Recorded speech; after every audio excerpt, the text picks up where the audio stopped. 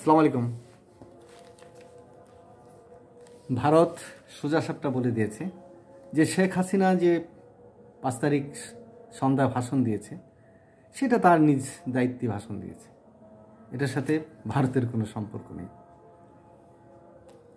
তাই ভারতের পররাষ্ট্র মন্ত্রণালয়ের মুখপাত্র শ্রী রণধীর জয়সওয়াল শুক্রবার এই কথা বলেছেন এবং এই সংবাদটি ইন্ডিয়া টিভিতেও প্রচার হয়েছে।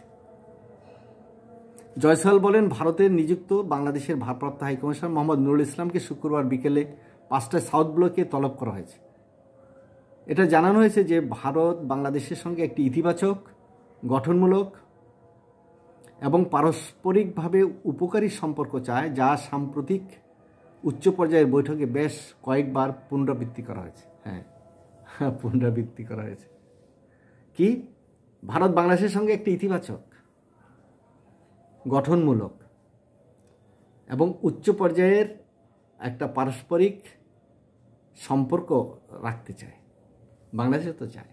বাংলাদেশের আমাদের যে পররাষ্ট্র উপদেষ্টা তিনিও তো এই কথা বলছেন। তিনিও বলছেন যে ভারতের সাথে আমাদের সম্পর্ক রাখা দরকার। আমাদের জনগণও চায় যে ভারতের সাথে সম্পর্ক থাকুক। সেই সম্পর্কটা আমরা অবশ্যই চাই সম্মানজনক এবং পরস্পরবর্তী শ্রদ্ধা, সম্মান এটা রেখেই যাতে আমরা চলতে পারি। কারণ এখানে ছোট এবং বড়র বিষয় না। স্বাধীনতা ছোট এবং বড় নেই, সার্বভৌমত্ব ছোট এবং বড় নেই। স্বাধীনতা এবং সার্বভৌমত্ব পৃথিবীর সব দেশেরই এটা হলো নিগুড় সত্য এবং একটি রাষ্ট্রের মূল প্রাণ। তাই ওই প্রাণের মধ্যে কোনো রকমের পার্থক্য নেই। আকারে পার্থক্য আছে, বিকারে পার্থক্য আছে, কথায় পার্থক্য থাকতে পারে, ব্যবসা বাণিজ্যে কৌশলে নানা পার্থক্য থাকে, কিন্তু যে স্পিরিট, যে গণতন্ত্র, তারপরে ডেমোক্রেসি কিংবা স্বাধীনতা, সার্বভৌমত্ব, এই বিষয়গুলো কিন্তু একটা মূল প্রাণ। তাই এই জায়গাগুলোতে যদি ভারত বাংলাদেশকে সহায়তা করে আমরা ওয়েলকাম জানাবো। আমরা গণতন্ত্র প্রত্যাশী মানুষ। ভারত যদি মহান ভারত গণতন্ত্রের জন্য হতে পারে, আমরা ছোট হতে পারি, আমরা মহান বাংলাদেশ হতে পারি না গণতান্ত্রিক দেশ হিসাবে? আমরা এরকম একটি গণতন্ত্র চাই যে গণতন্ত্রের একটা বিশ্বের বুকে ফুলের মতন মানে আপনার সুগন্ধ ছড়াবে। আমাদের গণতন্ত্র হবে এরকম সৌন্দর্যময়। আমরা একটি গণতান্ত্রিক রাষ্ট্র চাই, গণতান্ত্রিক সমাজ চাই, গণতান্ত্রিক শাসন ব্যবস্থা চাই।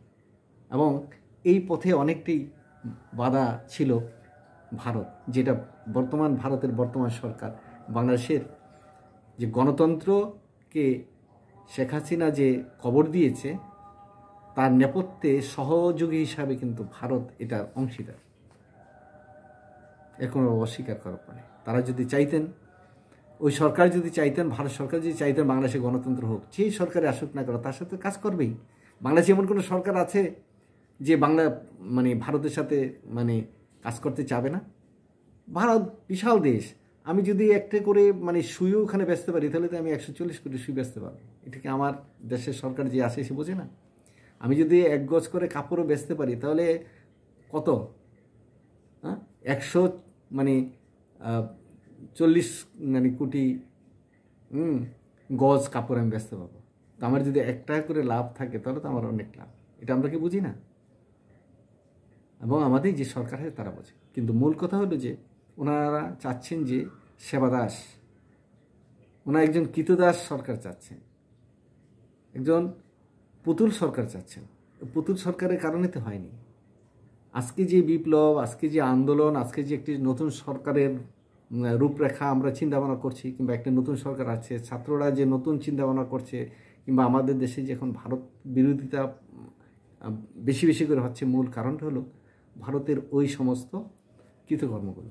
কই ইন্দিরা গান্ধীর সময় তো ছিল না, রাজীব গান্ধীর সময় তো এরকম বিরোধিতা ছিল না। এরপরে কংগ্রেস এসছে, কিছুদিন আগে যিনি মারা গেলেন প্রধানমন্ত্রী অনেক দিন ছিলেন কিশ সিং বাবু, তো তার আমলেও তো খারাপ সম্পর্ক খারাপ ছিল না। কিন্তু এই সরকার এবার আসার পরে সবচেয়ে খারাপ হলো। তার মূল কারণ কি? খারাপ হয়েছে যে বাংলাদেশটাকে একটা আম হাতের মুঠে নিয়ে যে চিপে এরকম চিপে খাওয়ার একটা ফয়সালা করেছিল তারা, যার ধরনের এদেশের মানুষ ভুল বুঝতে শুরু করেছে। তাই এই ভুলটা আপনাদের ভাঙানো উচিত। আমরা চাই আপনাদের সাথে সম্পর্ক থাকুক, ব্যবসা বাণিজ্য হোক, আমাদের মাল আপনারা নেন, আপনাদের মাল আমরা নিই, আপনারা এখানে আসেন, আমরা ওখানে যাই। তারপরে এই যে কাটা তারের বেড়াবুড়া এগুলি কি দরকার আছে কি? ওঠাই দেন এগুলি। বন্ধুত্ব বুক যখন প্রসারিত করবেন জামা কাপড় খুলে প্রসারিত করে দেন। ভালোবাসা তো এরকমই হবে। আমরা তো ভালোবাসতে চাই, আপনারা ভালোবাসা দেন। আপনারা আমাদের থেকে নদীর পানি নেবেন, নেন, আমাদের অন্য দিক দিয়ে অন্য কিছু দেন। আমাদের রাস্তাঘাট ব্যবহার করেন, আমাদের অন্য দিকে দেন। দেওয়া নেওয়ার মধ্যে থাকেন, শুধু নিবেন তা তো হয় না, দেন কিছু। আপনারা তো সামান্য করে দিলেই তো অনেক, একটু দেন। আপনারা তো এক কথাই খালি বারবার বলেন আর স্বাধীনতা নিতে। স্বাধীনতার আমাদের দেশের মানুষ স্বাধীনতার জন্য লড়াই করেনি, শুধু করেনি। আপনারা যদি সাহায্য না করতেন আমরা কি স্বাধীন হতে পারতাম না? ভুলটা তো ওখানে হয়েছে, আমাদের ওখানে যাওয়াটাই ভুল হয়েছে। আমরা স্বাধীন হতে পারতাম। ওরা তো 1200 মাইল দূর থেকে কতদিন এখানে যুদ্ধ করত। বাঙালি পোলাপানি দেখছেন না কীরকম?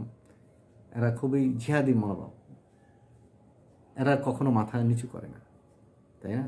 কোনো শক্তি নাই পৃথিবীর যে এই বাংলাদেশের 18 কোটি মানুষকে দমাতে পারবে না। মরবে কিন্তু মাথা নত করবে না। তো এগুলি ভাবতে হবে। যাই হোক, আমরা চাই ভারতের সাথে আমাদের সম্পর্ক থাকুক, আজীবন থাকুক, আমাদের বংশ পরম্পরায় থাকুক, উত্তরাধিকার সূত্রে থাকুক। কারণ ভারত আমাদের বন্ধু, ভারতের সাথে আমাদের ইতিহাস আছে, অভিন্ন ইতিহাস আছে। এটা কাটা যাবে না তো, ওই ইতিহাসগুলো আছে তো। ওইখানকার লোক এখানে আছে, এখানকার লোক ওখানে আছে, কাটা যাবে না।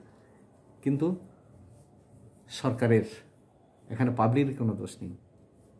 সরকারের মানে উদ্যোগী হতে হবে, সরকারকে সৎ হতে হবে, সরকারের হৃদয়টা দেখাইতে হবে যে হ্যাঁ হৃদয়টা সুন্দর, এবং সেটা প্রকাশটা কিন্তু আমরা দেখতে পাই। যেমন মনে করেন একটা ফুল, যে এটা গেন্দা ফুল, এটা শিউলি ফুল, এটা পলাশ, কিংবা এটা হলো রজনীগন্ধা, কিংবা এটা হলো গোলাপ।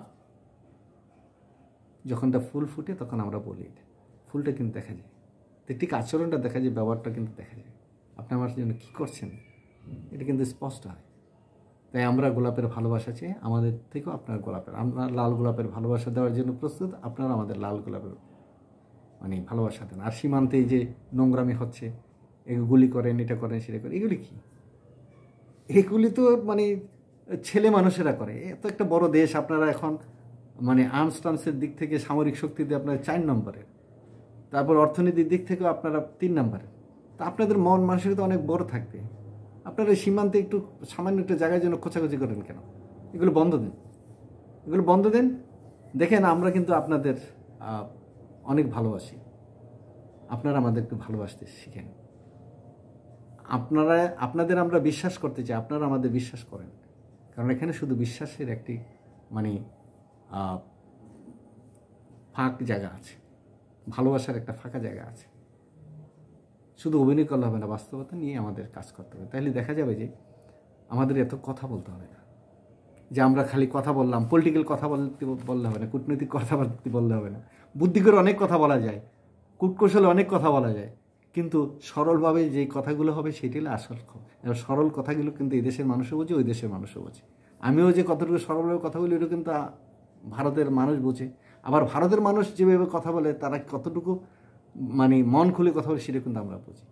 কিন্তু আমাদের খোঁটা দেবেন না যে 71 সালে আপনারা খাইয়েছেন, অমুক করছেন। এই কিন্তু দেনাদুনা সব মানে কেমন আর কয় সুদে, তারপরে ওই চক্রবৃদ্ধি হারে যা হয়েছে সব কিছু আপনারা নিয়ে গেছেন। বরঞ্চ এখন যদি হিসাব করে আমরা পাবো, কারণ ওই কথা বারবার বলবেন না দিয়েছেন, আমরা কম দিইনি। শেখ হাসিনা তো বলছে আমি যা দিয়েছি চিরদিন মনে রাখবে। তো কী দিছে একটু প্রকাশ করে দেন, আমরা একটু শুনি। আমরা তাতে বাধা দেব না, বলবো যে আলহামদুলিল্লাহ দিছি তো দিছি, বাস শেষ।